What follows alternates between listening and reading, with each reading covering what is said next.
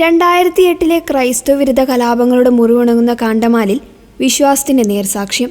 കട്ടക് ഭുവനേശ്വർ അതിരൂപതയുടെ സഹായമെത്രാനായി നിയമിതനായ ബിഷപ്പ് രവീന്ദ്രകുമാർ രണസിംഗിന്റെ മെത്രാഭിഷേക ചടങ്ങുകൾക്ക് സാക്ഷിയാകാൻ 20,000-ലധികം വിശ്വാസികളാണ് കാണ്ടമാലിലെ ദാരിങ്ബഡിയിൽ ഒത്തുകൂടിയത്. ജനുവരി 17-ന് അവർ ലേഡി ഓഫ് ഹോളി റോസറി പള്ളിയിൽ വെച്ചായിരുന്നു ചടങ്ങുകൾ നടന്നത്.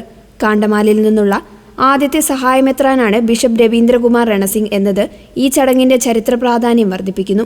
ഒഡീഷയുടെ വിവിധ ഭാഗങ്ങളിൽ നിന്നുള്ള നൂറുകണക്കിന് വൈദികരും സന്യസ്തരും ബിഷപ്പുമാരും ചടങ്ങിൽ പങ്കെടുത്തു.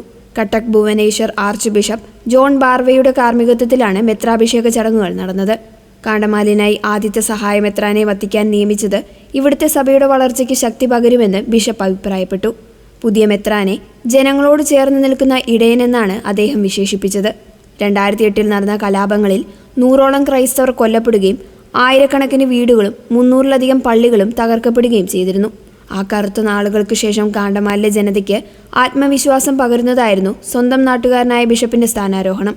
റോമിലെ പൊന്തിഫിക്കൽ അർബാനിയ യൂണിവേഴ്സിറ്റിയിൽ നിന്ന് കാനൺ നിയമത്തിൽ ഡോക്ടറേറ്റ് നേടിയ അദ്ദേഹം കാണ്ടമാൽ, ഭുവനേശ്വർ, സംബൽപൂർ എന്നിവിടങ്ങളിലെ സെമിനാരികളിൽ അധ്യാപകനായി സേവനമനുഷ്ഠിച്ചിട്ടുണ്ട്.